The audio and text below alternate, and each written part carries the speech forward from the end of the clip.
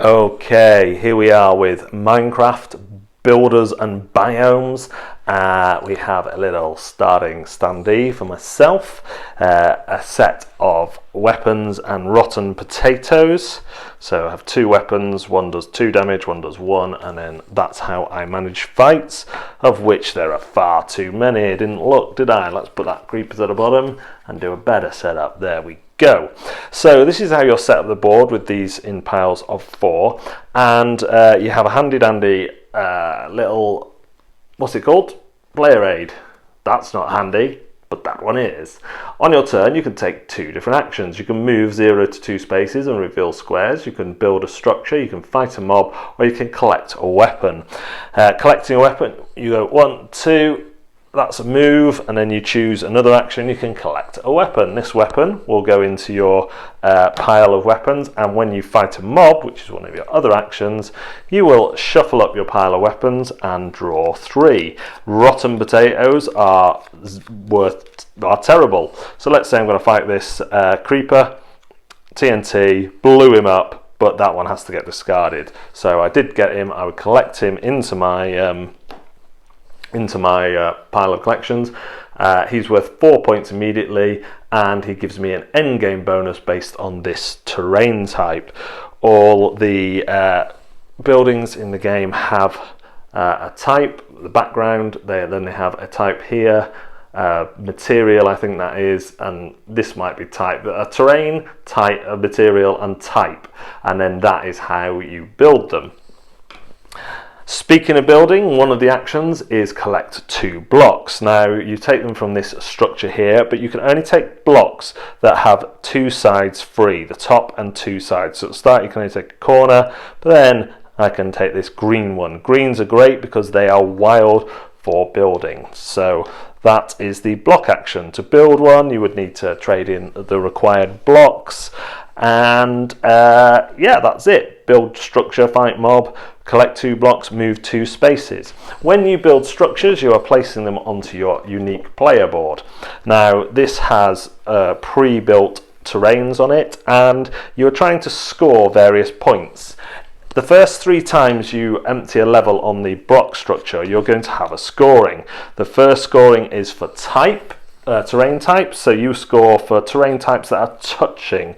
So you may want to build a green one here and a green one here to fill that in, or you may think, right, I'll go for one of these big scoring ones, but this scoring is going to come first. Second time it's for material used in the house, and third time it's for the type of house. These are all open information every game, they do not change, so you know what you're kind of aiming for. After the third scoring, you'll do a final scoring, and the player with the most experience will win the game. That's how to play, briefly, Minecraft Builders and Biomes. Minecraft Builders and Biomes. Finally, the world of Minecraft meets board games again, because it's already met them in a card game, which I've not played. So, there's that. This is a game that I can appreciate the mechanics, I can appreciate that there's good stuff in there, that it's good to teach children, it's good for families, whilst at the same time it's just entirely not for us. And there's no real good reason for that other than just opinion. Like, sometimes when I don't like a game, I can categorically say that I think this is really boring, or I think this doesn't work. This game's not like that. The block thing is interesting, which blocks you take, taking the resources. The map is good, although sometimes more monsters can come up in buildings, or vice versa. And the clever way the set collection switches up on you, but you know it's going to happen. So do you plan for a later round in the early rounds? You know, all that kind of good stuff. And fighting's a bit random. If I had one little complaint about gameplay wise, fighting is a little bit random with those cards. Yes, you can bump them up with weapons, but you could still get done over by a poor shuffle and draw. The components are pretty bad throughout. The wood blocks are nice, but the cards, the standees in particular, are awful. But, you know, there's a lot of good stuff going on here, and for most families this is going to be a solid kind of 7 out of 10 game. It's just for us that it didn't land very well, and that's all there is to it really. So I can recommend Minecraft Builders and Biomes for families, certainly families who game a lot. It's just you may find, like us, that it just for whatever reason doesn't gel.